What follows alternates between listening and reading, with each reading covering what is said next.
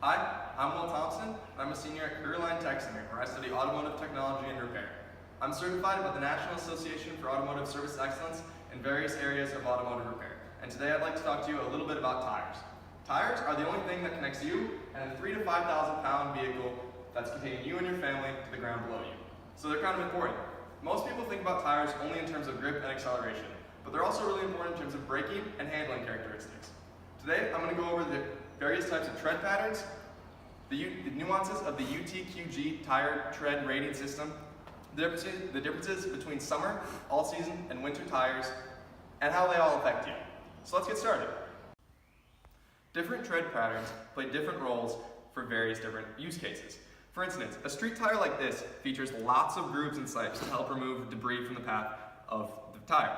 These angular sipes help direct water away and out towards the edge of the tire. This helps increase road contact and grip. Whereas an off-road tire like this, or an all-terrain tire, doesn't really have any circumferential grooving and really only has these really big track sipes.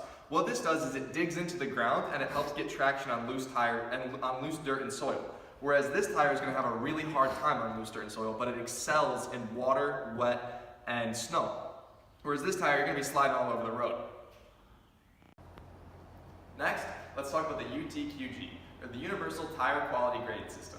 The UTQG is made up of 3 grading criteria, those being tread wear, temperature, and traction. Tread wear is a number that times 10 should equal the approximate amount of miles you should be able to expect to get out of that tire. For instance, this street tire is rated at 420 tread wear.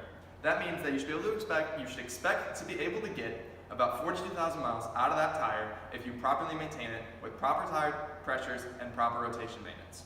Next, you have temperature. Temperature is a letter grading on the scale of A, B, or C.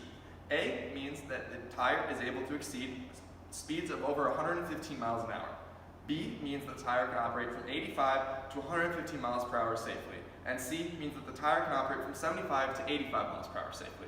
This temperature rating doesn't have anything to do with when the tire is actually providing good traction. It's not a winter or summer rating. It's about how fast the tire can go before it builds up enough friction and heat where the tire itself will blow out. Lastly, you have the traction rating, which is also on the letter scale of A, B, and C. Only this time they add a 4th rating of double A.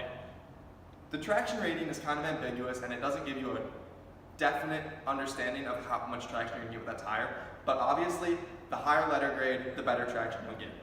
Lastly, off-road tires like this don't often have a UTQG grading scale because they honestly don't perform well on it. They have low tread life because they're a softer tire compound, they have low traction because they don't have the grooving and siping of a street tire, and because of the softer tire compound, they blow out easily at high speeds. Therefore, you'll often see companies that make off-road tires just completely ignore the Universal Tire Quality Grading System entirely.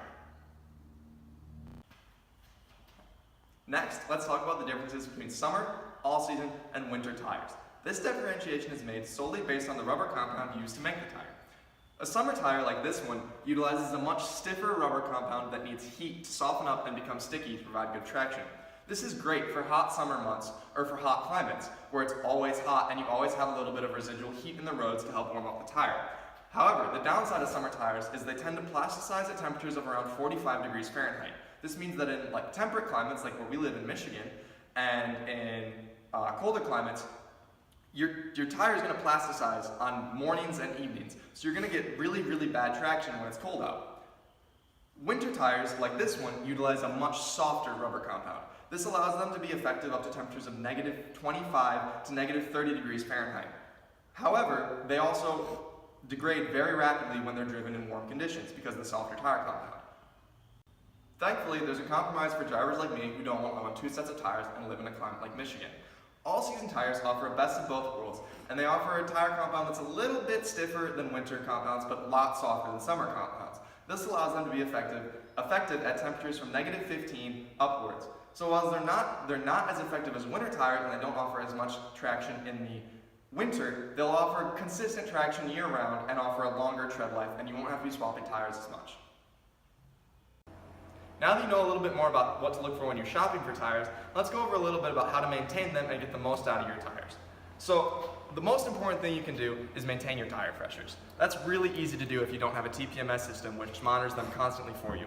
Honestly, when you get gas once a week, just get a 99-cent tire gauge, When you're getting gas, come around to your tires and check the pressures. It's as simple as just popping the tire pressure gauge on, checking the pressure. I'm at a perfect 35 psi.